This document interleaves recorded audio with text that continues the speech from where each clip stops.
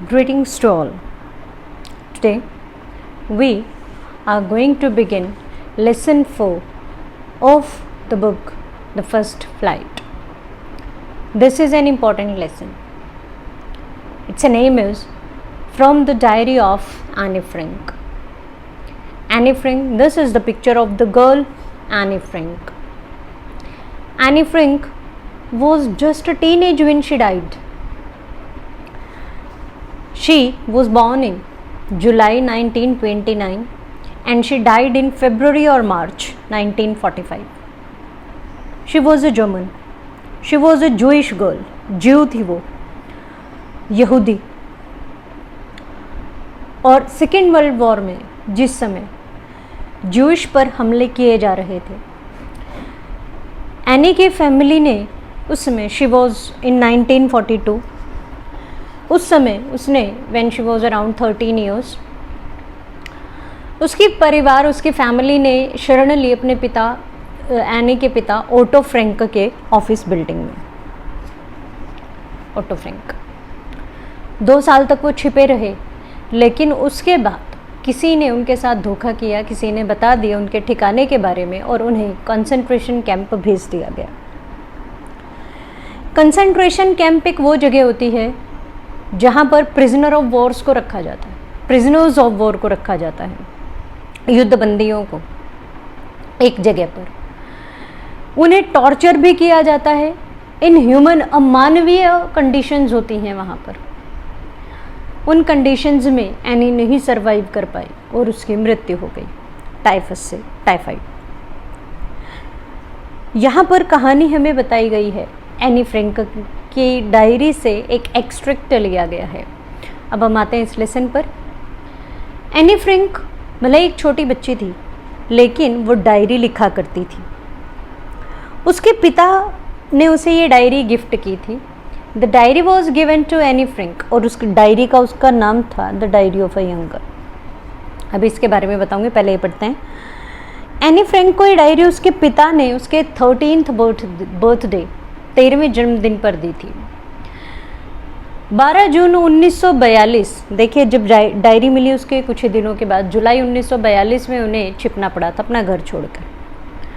उसके जन्मदिन के कुछ दिनों के बाद ही ये डायरी उसने लिखनी शुरू की. 12 जून को उसका जन्मदिन था. उसी दिन से उसने डायरी लिखनी शुरू की जब उसे मिली.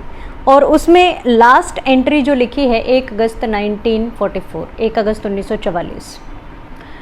डायरीज़ क्या होती हैं?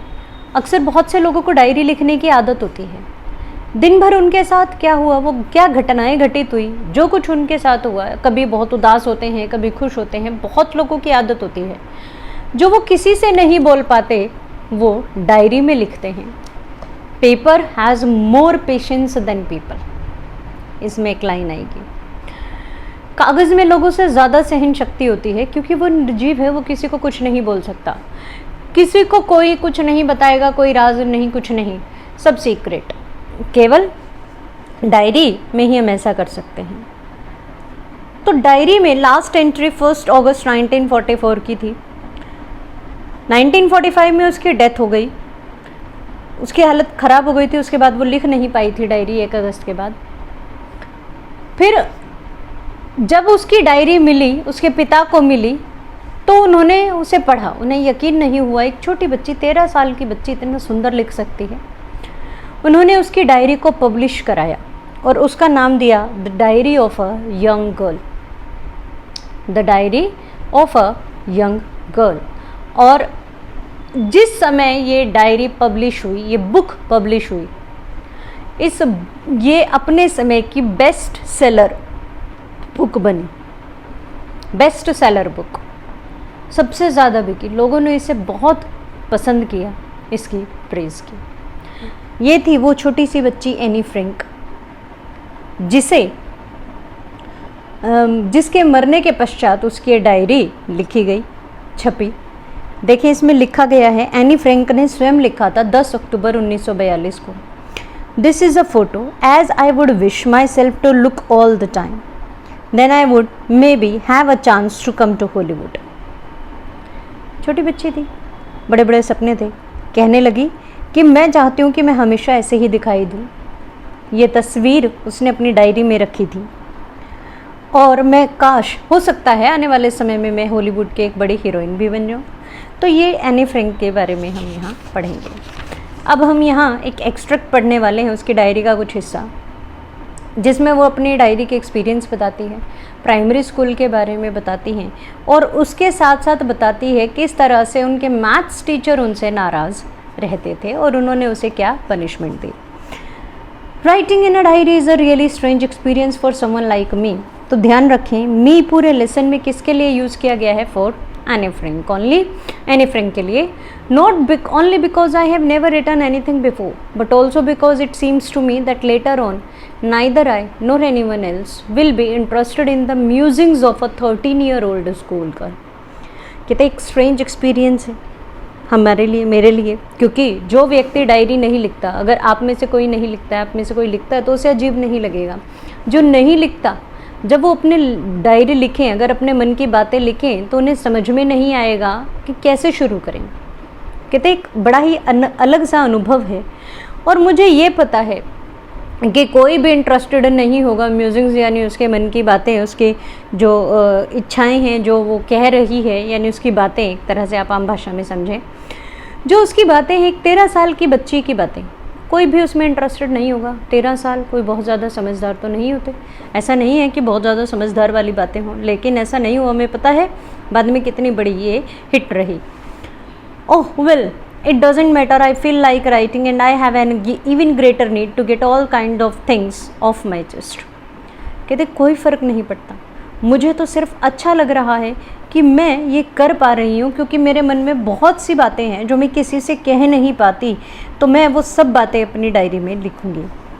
Paper has more patience than people. Paper में पीपल से, लोगों से ज़्यादा पेशेंस होती है, वो उससे ज़्यादा सुन सकता है। यानी कागज़ है, निर्जीव है, आप उस पर कितना कुछ लिखिए, एक ही शब्द को आप 1000 बार लिखें, वो ये नहीं कहेगा कि क्यों लिख रहे हैं, क्योंकि वो बोल नहीं सकता। लेकिन इंसान अगर एक ही बात को 10 बार भी सुन ले तो कहेगा थक गया, कुछ और बताओ, कुछ और बोलो, तुम तो हर समय यही बात कहते हो। तो इसलिए वो कहते हैं कि पेपर में ज़्यादा पेशेंस होता है। I thought of this saying on one of those days when I was feeling a little depressed and was sitting at home with my chin in my hands, board and listless, wondering whether to stay in or go out. I finally stayed where I was brooding. Yes, paper does have more patience। अब वो क्या कहती है, और इसकी ज़रूरत मुझे तब ज़्यादा महसूस हुई जब मैं अकेली घर पर बैठी थी। अकेली थी, कुछ नहीं था करने के लिए, अकेली इसीलिए क्योंकि देखो छोटी बच्ची है, कहीं बाहर नहीं जा सकती, और उसे ये डायरी 1942 में गिफ्ट मिली थी। सेकेंड वर्ल्ड वॉर 1939 में शुरू हो चुका था, तो घरों में ही कैद रहना पड़ता था, छिप कर रहना पड़ता था। कहती मैं घर में बैठी हूँ, बोर हूँ, कुछ नहीं कर सकती। अब मुझे अच्छा लग रहा है, मन में बहुत सारे भाव हैं। कहाँ निकाल सकती है? कागज़ पर, उस डायरी पर। I am not planning to let anyone else read this stiff-backed notebook, grandly referred to as a diary, unless I should ever find a real friend. It probably won't make a bit of difference। कहते मैं कभी किसी को नहीं पढ़ने दूंगी। Stiff bag notebook आप समझ गए होंगे, डायरी में मोटा गत्ता होता है, और मैं इसे किसी को नहीं पढ़ने दूंगी जब तक कि मुझे कोई सच्चा दोस्त नहीं मिल जाता। Now I am back to the point that prompted me to keep a diary in the first place. I don't have a friend। कहते मेरा कोई दोस्त ही नहीं। Let me put it more clearly, इसका मतलब ये नहीं कि वो अकेली है, बल्कि since no one will believe that a 13-year-old girl is completely alone in the world. कहते मैं हूँ भी नहीं, and I am not all alone in this world, but I have loving parents. बहुत ही प्यार करने वाले माता पिता हैं। 16-year-old सिस्टर, एक बड़ी बहन है जो 16 वर्ष की है। There are about 30 people I can call friends. कहते बहुत सारे लोग हैं जिन्हें मैं दोस्त का नाम दे सकती हूँ, मतलब बहुत से जने हैं जिन्हें जानती हूँ। एक पूरा परिवार है, सब कुछ है, सिवाय किसके? Except my one true friend. एक सच्चा दोस्त नहीं है। दोस्त बहुत से होते हैं, लेकिन एक सच्चा दोस्त अलग होता है। सच्चा दोस्त जिससे हम बिना डरे अपने मन की बात कह सकते हैं, जिस पर हमें पूरा भरोसा है कि वह हमें सही सलाह देगा, हमारे कभी भी कोई ऐसा काम नहीं करेगा जो हमारे हित में ना हो। तो इसीलिए कहते हैं कि मुझे एक सच्चा दोस्त की कमी बहुत महसूस होती है, इसीलिए उसने डायरी लिखनी शुरू की। All I think about when I am with friends is having a good time. I can't bring myself to talk about anything but ordinary everyday things. We don't seem to be able to get any closer, and that's the problem. Maybe it's my fault that we don't confide in each other. confide यानी एक दूसरे को अपनी personal ऐसी बातें बताना जो कि अपने किसी अच्छे दोस्त को बताई जा सकते हैं, जिस पर भरोसा किया जा सकता है, अपने सीक्रेट्स बता देना। in any case, that's just how things are. Unfortunately they are not liable to change, and this is why I have started the diary. कि तो बहुत से लोग हैं जिनसे मैं बातें करती हूँ, लेकिन इसका मतलब ये नहीं कि वो सभी मेरे दोस्त हैं। वो मेरे दोस्त हैं, उन्हें मैं जानती हूँ, लेकिन सच्चा दोस्त नहीं है जिस पर मैं भरोसा कर सकूँ, क्योंकि एक सच्चे दोस्त को हम अपने सीक्रेट्स बिना किसी डर के बता सकते हैं। और यही कारण है कि एनी ने किसे अपना सबसे अच्छा सच्चा पक्का दोस्त बनाया। एनी के लिए बेस्ट फ्रेंड थी उसकी डायरी। अब इससे आगे पढ़ेंगे कल, यहाँ तक आप पढ़ लें डिटेल में ज़रूर, और ये पैराग्राफ भी ज़रूर रीड करें, because this will give you good information about Anne Frank. Thank you.